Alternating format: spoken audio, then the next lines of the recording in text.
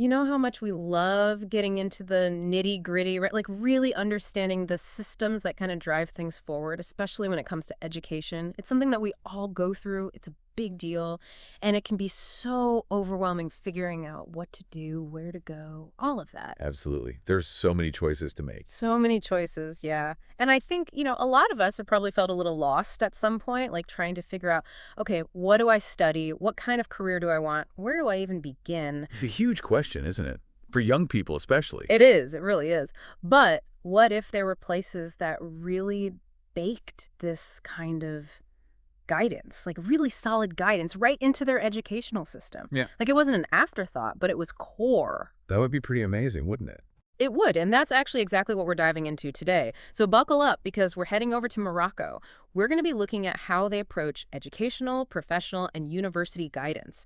We had the chance to speak with an expert who knows this system inside and out, so we're bringing you their insights and some really key takeaways about how Morocco helps its young people navigate all of those big decisions. We're talking about what to study, where their career paths might lead, like the whole shebang. It's really fascinating stuff. It really is. And, I think for anyone who's experienced a system where you basically get like a big stack of brochures in your final year of school and are told, like, good luck, figure it out, you're going to find this really interesting. Exactly. That's what I was thinking too. It's like sink or swim. So let's break it down a bit. What's the core philosophy behind this? How does Morocco approach this whole idea of guidance? Well, the first thing that our expert really emphasized is that in Morocco, this isn't seen as just a one-time event, like a quick check-in. It's a continuous process that actually starts pretty early. Okay, so not just a quick, like, career day kind of thing. It's more in depth. It starts way earlier than that. Mm. Think end of primary education. And it just continues through vocational training, through higher education. It's like a constant thread running through their experience. That makes a lot of sense. It's more like a journey then. Like you're not just left on your own to figure everything out all at once. There's a structure there. Yeah, exactly. The support is built right in. Okay, but continuous process, that can sound a bit abstract. What does that actually look like in practice? So, you're in school, right? And you're getting support and guidance, but it's constantly evolving.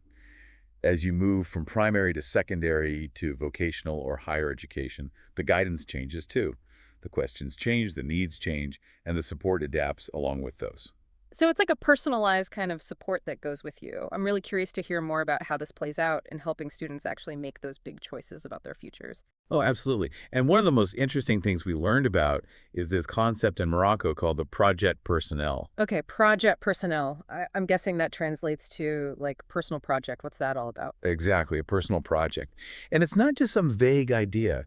It's really the heart of their guidance system. It's where the student gets to actually define their desired profession, the paths they'll need to take to get there, which studies, which training, and also to come up with a concrete plan for achieving those goals. They even consider alternative options. It's really comprehensive. So it's not just about picking a major or a specific job title. It's about creating a roadmap. Totally. Like a personalized vision for their future. And where does orientation fit into this? How does it connect with the project personnel? Oh, orientation is super important. You've got all of these young people, and they're facing this huge array of educational and professional choices, right?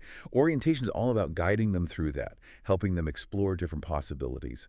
It's about helping them understand what exists out there, what they're interested in, what they're good at, and how to align those things. You mentioned this idea of Ozer explorer, daring to explore. That really jumped out at me. Yeah, it's a great way to put it. It's not just about passively receiving information. Orientation actively encourages students to step outside their comfort zones, to try things, to discover new possibilities, and they're supported through that whole process. I love that. Ozer explorer. It's about taking ownership. And it's not just about exploring, right? There's also this idea of Ozer River, daring to dream. Oh, yeah, that's a big one too. And that's where you start to see these young people developing, like real maturity, a sense of autonomy, responsibility, all of that. As they build their project personnel, they're encouraged to connect it to their dreams, their aspirations. So it's about making those dreams tangible. That's it. It's about taking those dreams and figuring out how to turn them into reality. What are the concrete steps? What are the means, as our expert put it? Orientation provides the tools and the guidance to help them do that. Which makes so much sense. It's not just about finding any job. It's about finding something that aligns with their passions, with their values, with their dreams. And that must tie into this whole idea of success, right?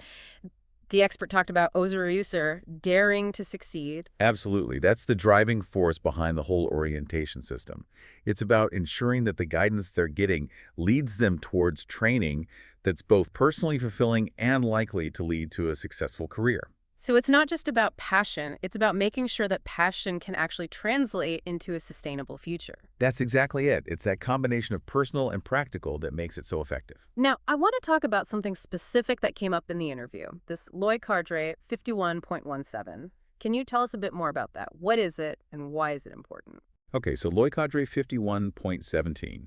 That's actually a really significant piece of legislation in Morocco that's aimed at strengthening their guidance system.